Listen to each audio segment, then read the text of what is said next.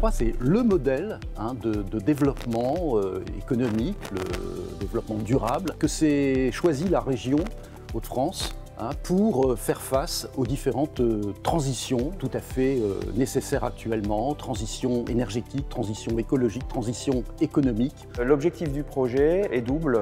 Pour nous, chercheurs, c'est de construire une image numérique d'un vrai bâtiment, un bâtiment performant qui utilise des énergies renouvelables, qui utilise de la mobilité électrique. Et notre travail, c'est d'en construire une image numérique et de cette image numérique ensuite de pouvoir travailler sur des scénarios. Dans ce projet, nous sommes multipartenaires.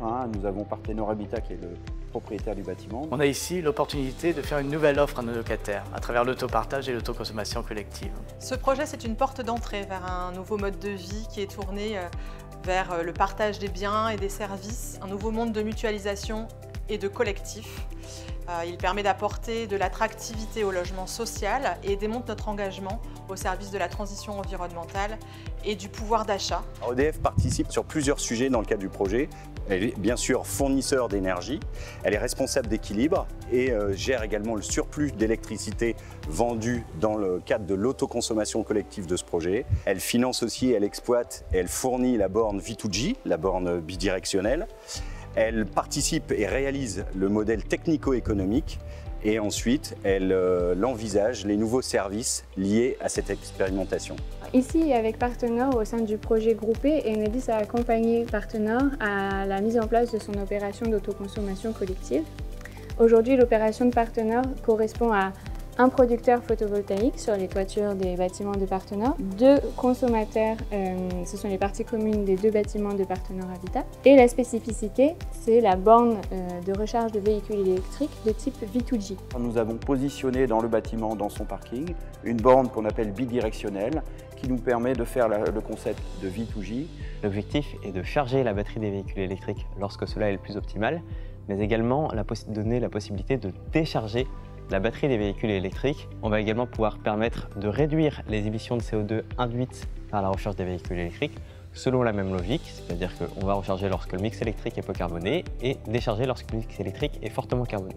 Les perspectives de développement de V2G sont l'apport de la flexibilité par les services supplémentaires au réseau électrique. Par exemple, nous sommes capables de proposer des solutions pour le support en fréquence, le réglage de la tension et ou l'énergie réactive, ou encore de réaliser des contrôles dynamiques de la puissance appelée pour limiter la pointe électrique. Nous pouvons optimiser la charge-décharge de notre voiture en fonction de l'évolution du marché d'électricité.